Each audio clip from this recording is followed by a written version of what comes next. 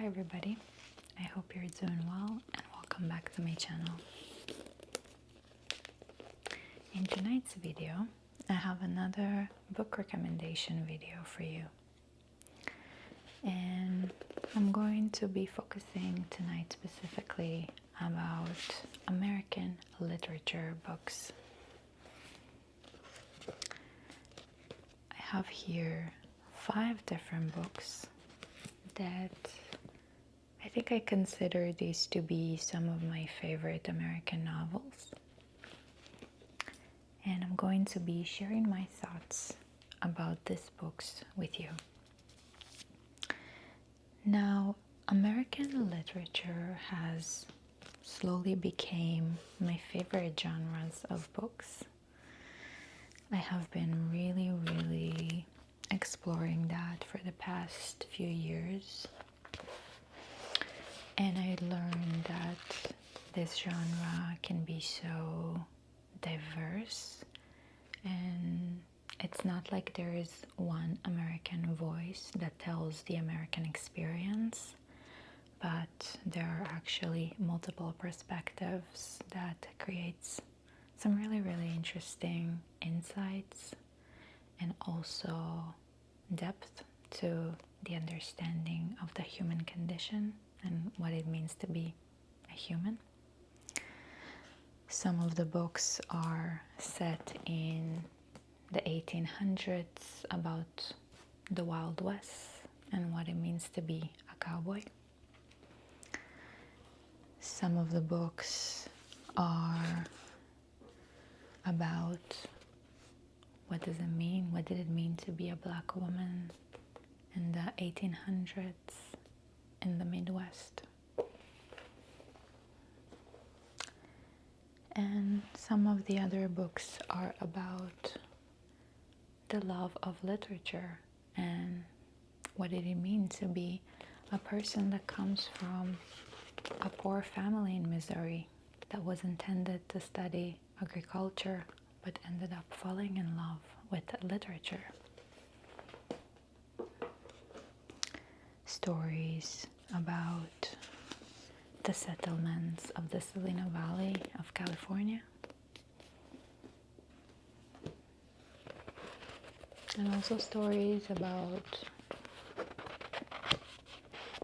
just the human condition, about shame and what does it mean to not accept yourself as you are. So it's not only that American literature can offer all of these different perspectives and all of those different historical time frames and timelines. The writing is also so accessible and approachable, can be full of symbolism, can be full of different literary themes that I enjoy. A lot of the times I read these books and they feel so fresh, original, they feel so contemporary. And when I look at the year that these books were published, I'm always stunned to know that these were published sometimes in the 50s or in the 60s. A lot of the American literature books that I come across with feel so progressive with the ideas that they're trying to describe. I have here my notebook and I'm going to use this to make sure that I'm covering all of the notes that I have to share some of my thoughts about these books here. I'm going to keep it spoiler free as much as I can, just to make sure that I'm not spoiling you anything. And if you haven't read any of these books, you are in a safe space. It's more of like a book recommendation video, but I might share some of my book analysis thoughts and why do I think that these books are so special. The first book that I'm going to start with is one of my all-time favorite books. This is the gorgeous Lonesome Dove by Larry McMurtry.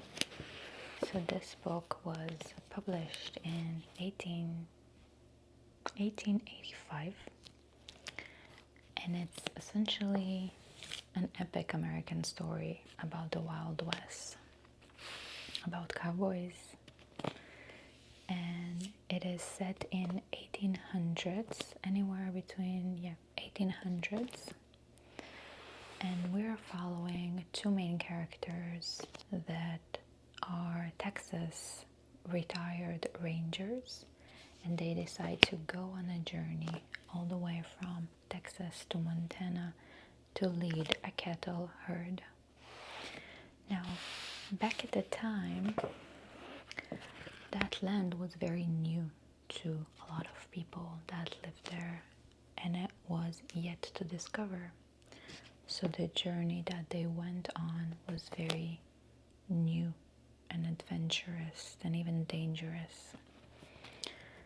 We follow the story of them going through that journey, and they come across some really crazy things and challenges and difficulties, like storms, inability to find water, rivers, and just some crazy weather conditions, and also encounter with some really dangerous people. This book is around 900 pages, so they go through a lot of things. But the things that they're going through is just the background story. But this book is so much more than this. It's about friendship, it's about regret, it's about two people that used to be heroes in the society because they used to be rangers,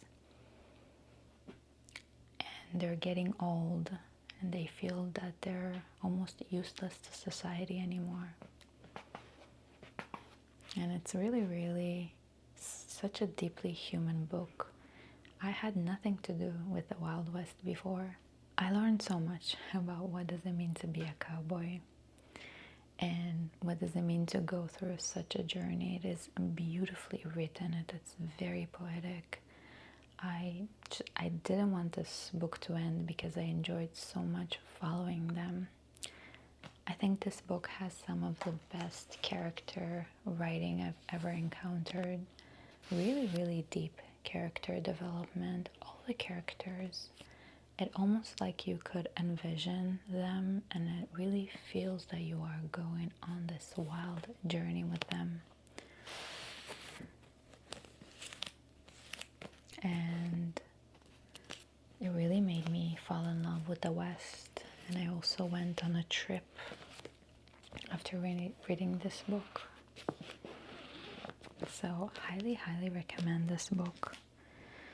Such a beautiful book about what it means to live a meaningful life.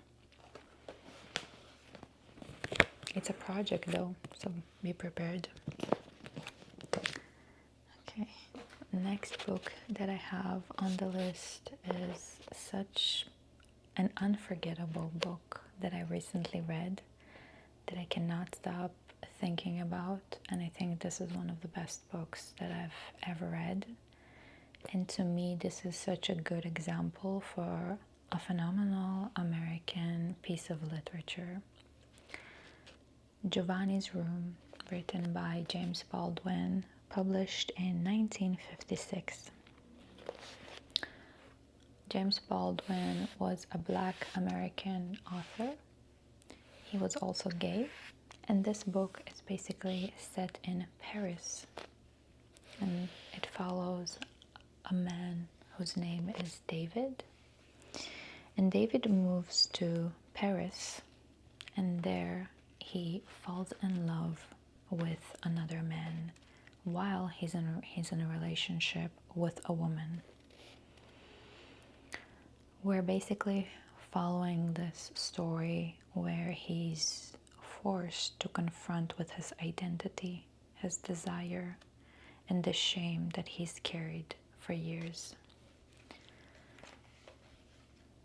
With not much spoilers, this is a story about a man relationship and a love between one man to the other. And it's about, that's like the premise, but to me this book is about so much more. It's about not accepting yourself and the consequences that can come with this. David essentially runs from himself only to find himself again. He runs from the US because he has an encounter with men and he's so terrified by this. And then in Paris, where he has another encounter with another man, he really, really feels a lot of shame. It's about our human condition where sometimes we are not accepting ourselves because we have a sort of a certain image of how we think we should be.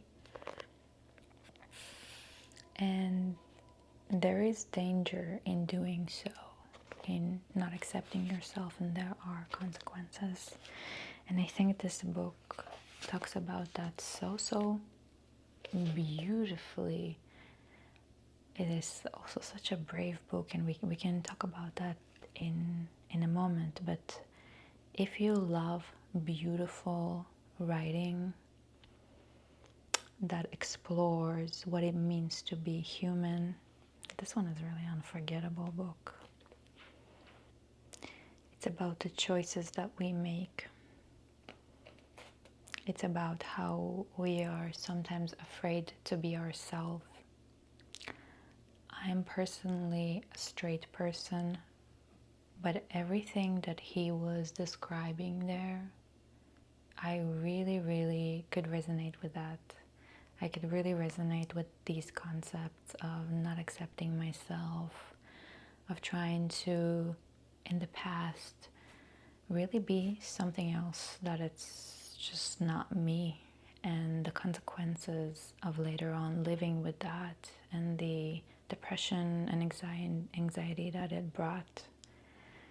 It's about being afraid of being seen, of disappointing others, whether it's our parents, our family, or just our group of friends or people that are expecting us to be something.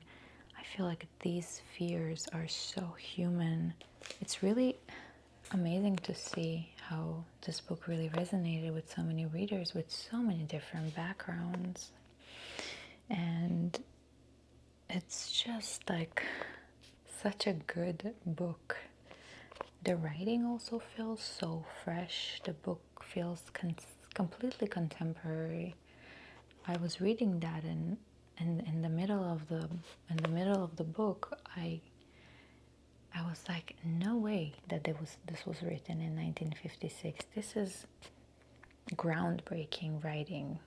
This feels like so progressive and new. And James Baldwin wrote that book when he moved to Paris. He moved to Paris because he couldn't really live in the US back then. There was like a lot of racism towards black people, and he just couldn't stay in the US, so he needed to move. He really wrote beautifully about Paris. You can tell immediately that he spent a lot of time there and lived there. You can almost feel the atmosphere of walking through the streets of Paris, exploring the vibe. And yeah, what happens to a person when they build their life around denying who they are? Gorgeous, gorgeous piece of book. Highly, highly recommend. Okay, let's move forward to the third book that we have on the list. The third book is a book that I think that it's receiving a lot of hype for the recent years, which is amazing because I do think this book deserves the love that it should have got back then when it was published. But this is the gorgeous book Stoner by John Williams, published in 1965.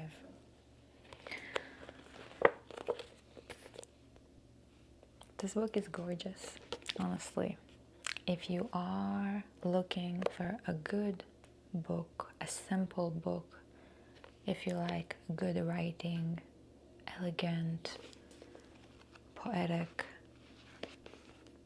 there's just like no magic. This is a good book. It's a beautiful novel about an ordinary man. His name is Stoner. I know the name is really, really confusing. But Stoner, that's the name of our protagonist. And he lives a life that may seem very simple, very ordinary, very uneventful.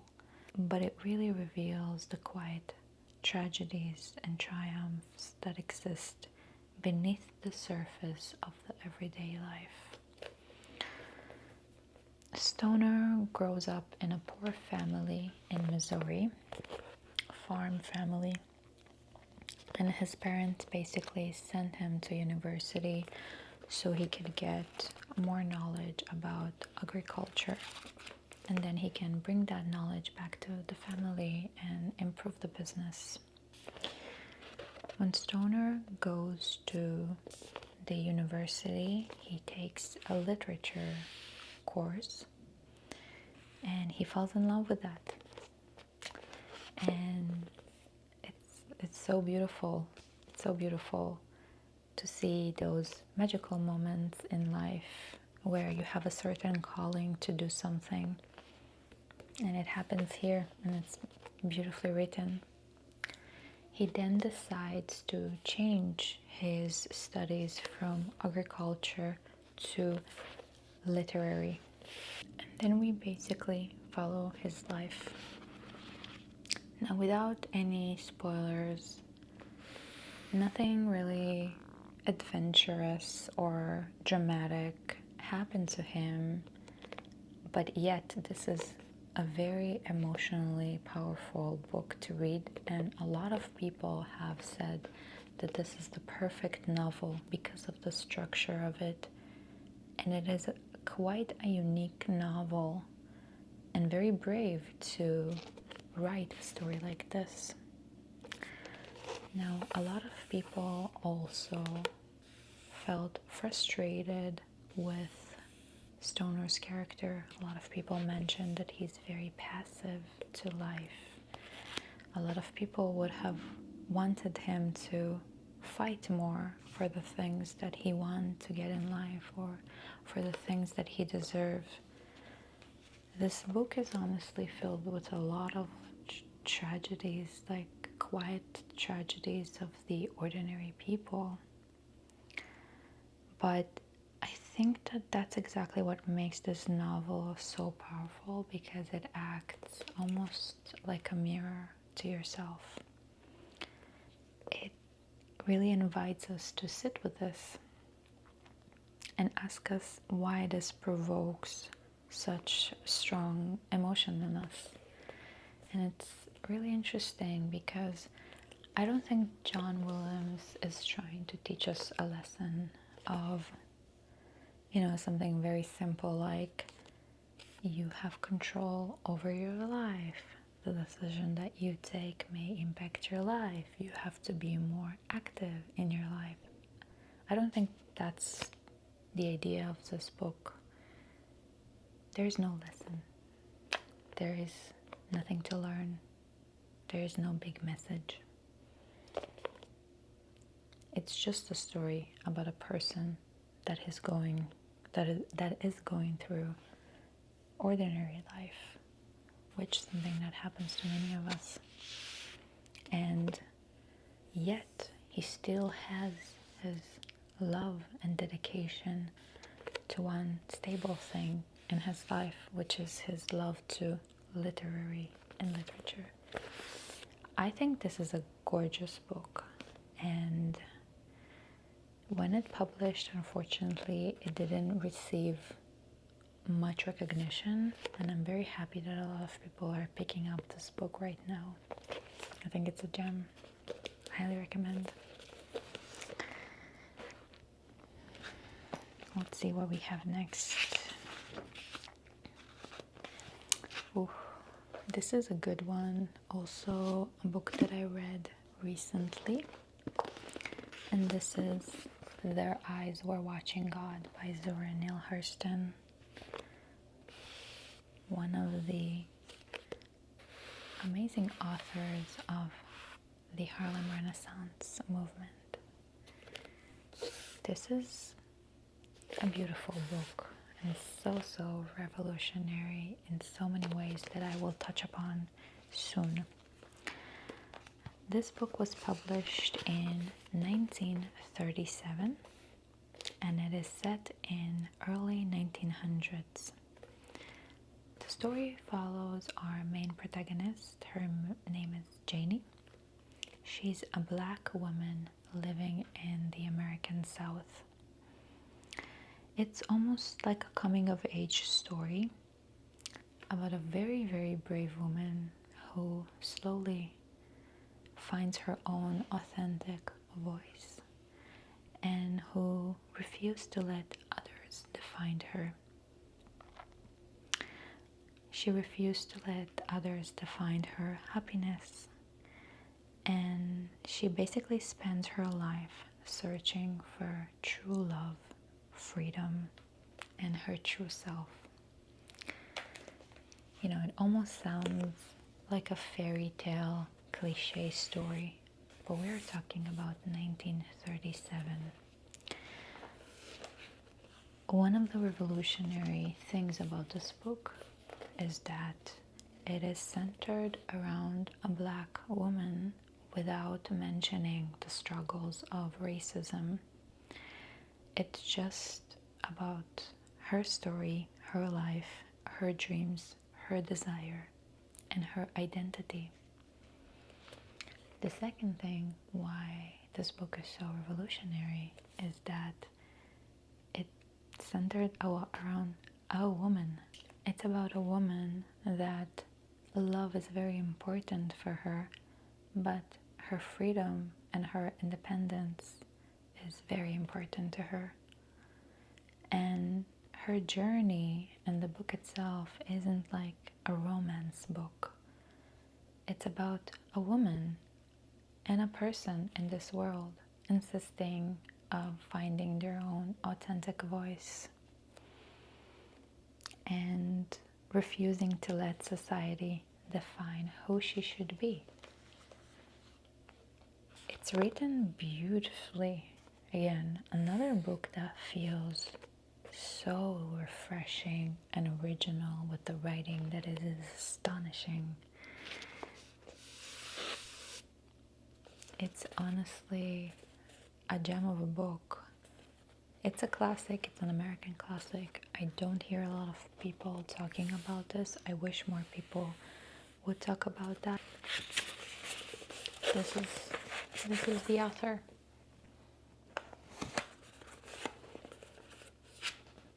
Such a gorgeous book. Now we have our last book on the list, which is my all-time favorite. I already talked about this book many times in this channel. This is East of Eden by John Steinbeck. This is my favorite book of all time. I've never read anything like that, and this book impacted me a lot. And this book also came at the perfect timing in my life when I was going through a lot of internal things and struggles, and I feel like this book was really helpful for me. Now, East of Eden by John Steinbeck was published in 1956. It is set in the Salina Valley of California and takes place between the 1800s and the 1900s. We basically follow two families through multiple generations. So plot-wise, this is a very detailed, heavy plot.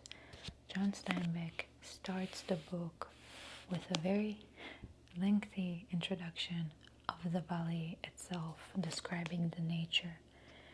But also there are so many characters because we are following two families across multiple generations. There are so many characters, but it is amazing because he really pulls you in the story from the beginning with all of that detailed explanation of the environment and the people and the way that he builds the character and the set. So plot-wise, it is very rich and full of drama. A lot of things are happening in this one. But this book, with the symbolism and the theme that this book has, I've never read anything that is close to this. Now, at its heart, it's basically about brothers. It's about parent and children. It's about guilt, forgiveness, and the choices that shapes people. Another really cool, super cool detail about this book is that it is essentially a retelling of the biblical story of Cain and Abel, the brothers. Now, it's a different story, right? It's heavily inspired from the story, but he uses this biblical story as sort of like a framework to explore a lot of philosophical, deep questions like good and evil, and whether we are free to choose who we become. Whether we have a choice or whether we are doomed to be someone because of our parents, our environment.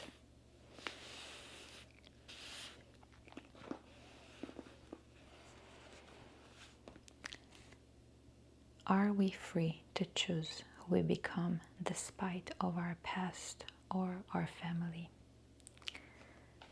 I highly recommend reading this book. I know that many of my subscribers already let me know that they've read this book. Drop a comment. Please let me know what was your favorite thing in this book. Let me know how this book affected you. I'm always super happy to hear your thoughts. On a personal note, I will say that I really connected with Cal's character. Now, some people will say that Cal's character is essentially a reflection for Cain from the biblical story. I don't think it's true. I don't think that John Steinbeck is asking us who is who, or I don't think he's really insisting on categorizing the characters. This is Cain, this is Abel. I think he's asking something deeper. He's asking how much of Cain exists in Cal and how much of Cain exists in all of us. In this book, Kyle was so desperately trying to figure out if he's evil, if he inherited evil within him. It was so human, the character of Kyle. I will never forget it. It touched me so much. It was almost like sort of like reflection to some, I don't know, hidden parts in myself, fears that I have, fears that maybe other people are carrying with themselves, guilt, regret, judging ourselves so harshly. And the main conclusion of this book to me is so liberating and so beautifully written and so poetic and such a good book. And I think that is all. If you have read any of these books, let me know. And if you have any other recommendations, I would also be happy to hear. Thank you so much for watching, and I hope